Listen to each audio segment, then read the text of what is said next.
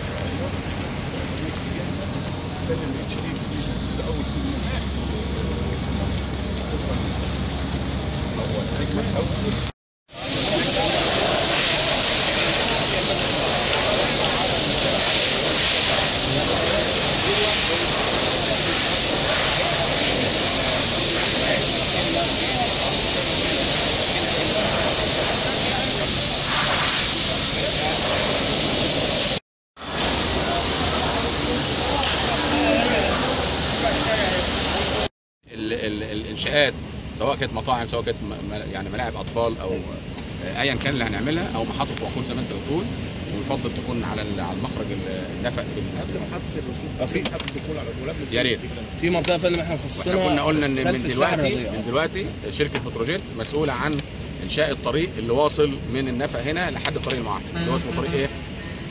اللي هو يربط تحيا مصر. تحيا مصر.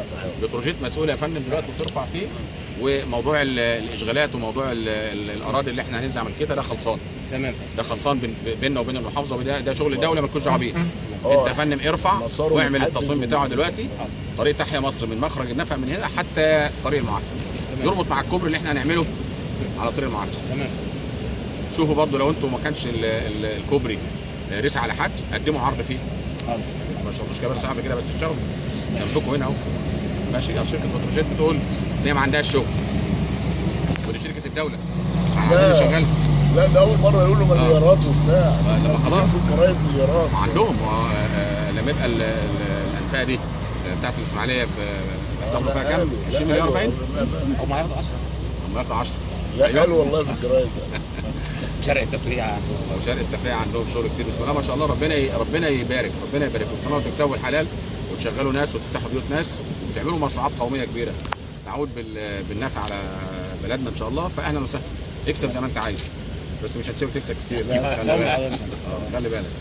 عايزين ان شاء الله النهارده بالليل نعرض المدخل النفع ان شاء الله. ان شاء الله. بالنسبه للمدخل ده حضرتك اي برضه تنسيقات خاصه بمرافق للخدمات اللي هتتعمل؟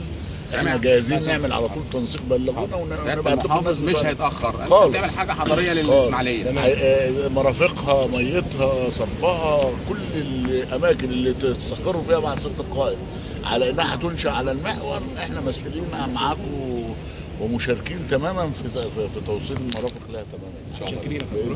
الساعه كام؟ 8. 8 ان شاء الله. انا بنخلص هنا وان شاء الله.